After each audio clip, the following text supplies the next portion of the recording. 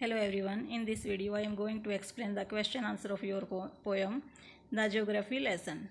Our first question is, find 3 or 4 phrases in the stanzas 1 and 2 which are likely to occur in a geography lesson. इस poem में हमें ये जो stanza 1 और 2 है उसमें से हमें 3 और 4 फ्रेजेज बताने हैं जो ऐसे हैं कि जो किसी ज्योग्राफी के लेसन में हो सकते हैं. Answer is the phrases seeing it scaled 6 inches to the mile. एक तो ये था कि जो ऊपर से देखने से, जो जेट विमान से देखने से ऐसा लग रहा था कि जो 6 इंच, जो 1 माइल है वो 6 इंच में कन्वर्ट हो गया हो. और सेकंड है why the valleys were populated.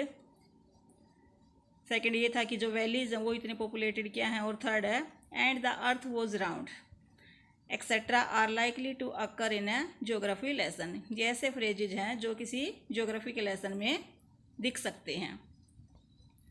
Second question, seen from the window of an aeroplane the city appears. जो ऊपर से विंडो से देखने, जो एरोप्लेन की विंडो थी वहाँ से देखने में जो सिटी है वो कैसा दिखता है. As haphazard as on the ground. ऐसा जैसा कि ज़मीन से दिखता है, हैफहैज़र्ड दिखता है. As neat as a map, या फिर मैप की तरह नीट दिखता है. या फिर एज डेवलप्ड एज नेसेसरी, या फिर ऐसा दिखता है कि जैसे आवश्यकता के अकॉर्डिंग इसे, नेसेसिटी के अकॉर्डिंग इसे डेवलप किया गया हो. तो ऊपर से दिखने में ऐसा दिखता है एज डेवलप्ड एज नेसेसरी, कि कहीं भी कोई स्टाइल नहीं है. जैसा मनुष्य को जैसा ह्यूमंस को नेसेसरी फील हुआ वैसे वैसे उसने अपने शहरों को डेवलप कर लिया. Question 3, which of the following statements are examples of logic of geography. नीचे कुछ स्टेटमेंट्स दी गई हैं, इनमें से हमें ये बताना है कि इनमें से ज्योग्राफी की जो स्टेटमेंट्स हैं वो कौन कौन सी हो सकती हैं. First, there are cities where are rivers. पहली तो ये है कि यहाँ पे शहर हैं जहाँ पे नदियाँ बहती हैं. सेकंड है cities appear as they are not from 6 miles above the ground. शहर ऐसे दिखते हैं जैसे 6 miles above from the ground. Second statement ये है. And third, it is easy to understand why valleys are populated. और ये अंडरस्टैंड करना काफ़ी ईजी था कि जो वैलीज हैं, घाटियाँ हैं, वो इतनी पॉपुलेटेड क्यों थी. और फोर्थ है, it is difficult to understand why humans hate and kill one another. ये अंडरस्टैंड करना काफ़ी मुश्किल था कि जो ह्यूमन्स हैं वो एक दूसरे को क्यों हेट करते हैं और क्यों एक दूसरे को मारते हैं. और फिफ्थ जो स्टेटमेंट है वो ये है, the earth is round and it has more sea than land. और जो फिफ्थ जो स्टेटमेंट है वो है कि जो अर्थ राउंड है और यहाँ पे जो लैंड का एरिया है वो वाटर की कंपैरिजन कम है.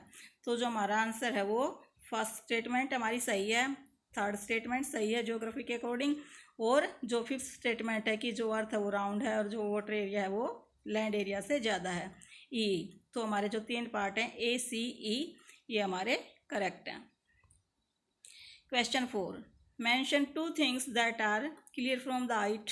हमें 2 चीज़ें बतानी हैं जो ऊपर हाइट से समझ में आती हैं, बिल्कुल क्लियर हैं. और दूसरा जो क्वेश्चन है वो ये है कि not clear from the height. और 2 ऐसी चीज़ें बतानी हैं जो इतनी हाइट पे जाने के बाद भी समझ में नहीं आ रही हैं पोएट के. तो फर्स्ट क्वेश्चन का आंसर है जो क्लियर है वो, it is clear from the height that the earth is round and the earth has more water than land. ऊपर जाके हाइट से ये बात तो क्लियर थी कि जो अर्थ है वो राउंड है और जो अर्थ पे है जो लैंड एरिया वाटर एरिया की कंपैरिजन कम है. और जो हमारा बी जो क्वेश्चन है, not clear from the height, जो चीज़ें ऊपर हाइट पे जाके, इतनी ऊंचाई पे जाके भी समझ नहीं आ रही वो क्या थी. 2 things that are not clear from the height वो ये हैं. Number 1, why humans hate and kill one another. कि जो ह्यूमन्स हैं वो क्यों एक दूसरे को मार रहे हैं और क्यों एक दूसरे से इतनी नफरत करते हैं. एक तो ये बात समझ नहीं आ रही थी पोएट के. और सेकंड ये थी, Y man has built walls across the cities. और मनुष्य ने अपने शहरों के बीच दीवारें क्यों क्रिएट की हैं. ये बात पोएट के समझ में नहीं आ रही थी. तो ये थे हमारे क्वेश्चन आंसर. यदि आपको अच्छे लगे, hit like, comment and share my videos. Thank you for watching my video.